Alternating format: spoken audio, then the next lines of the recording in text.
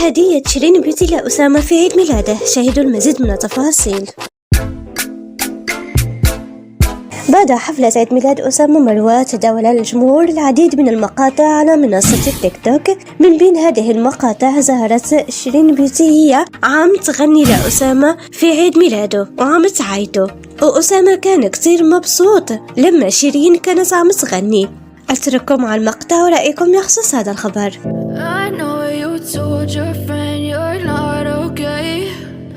Tell me what's wrong and why you never said you felt that way. Guess you're trying to stay strong and fake a smile until I look away. But I've known you too long, it hurts to watch your blue eyes fade to gray as you fade away, as you fade away.